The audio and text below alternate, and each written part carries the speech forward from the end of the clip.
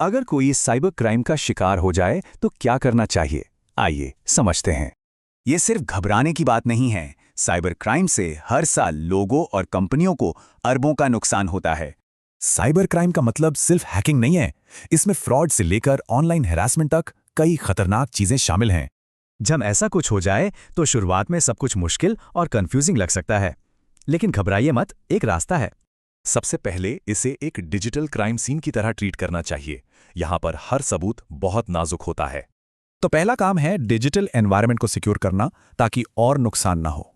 और हाँ, कुछ भी बदलना नहीं है। कंप्यूटर को ऑन या ऑफ करने से भी सैकड़ों फाइलें बदल सकती हैं। तो सबूत कैसे जमा करें? सेफ्टी नेट प्रोजेक्ट के मुताबिक स्क्रीनशॉट, स्क्रीन रिकॉर्डिंग या फोटो लिए जा सकते हैं।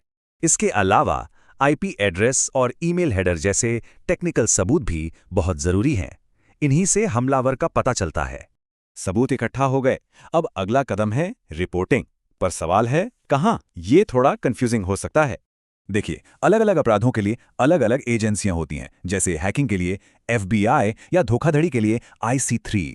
और IC3 में रिपोर्ट करते समय जितनी हो सके उतनी ज्यादा जानकारी देनी चाहिए।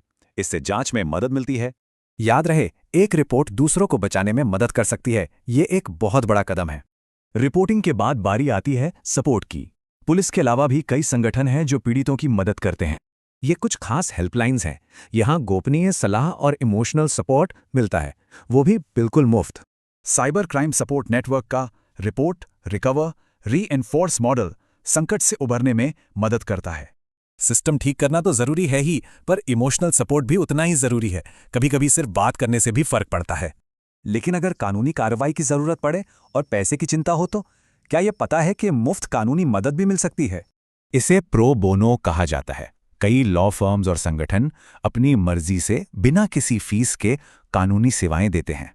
जैसे कि cyber civil rights legal project उन लोगों की मदद करता है जिनकी अंतरंग तस्वीरें बिना सहमति के बांटी गई हों। और ये सिर्फ एक जगह नहीं है। ट्रस्ट लॉ से लेकर जस्टिस कनेक्ट तक दुनिया भर में ऐसे कई नेटवर्क काम कर रहे हैं। तो सबसे जरूरी बात यह है कि पीड़ित अकेला नहीं है। मदद के लिए एक पूरा सिस्टम मौजूद है। तो अब जब एक्शन प्लान पता है, सवाल यह है कि सिर्फ रिएक्ट करने से आगे बढ़कर भविष्य के लिए खुद को कैसे तैयार किया जाए।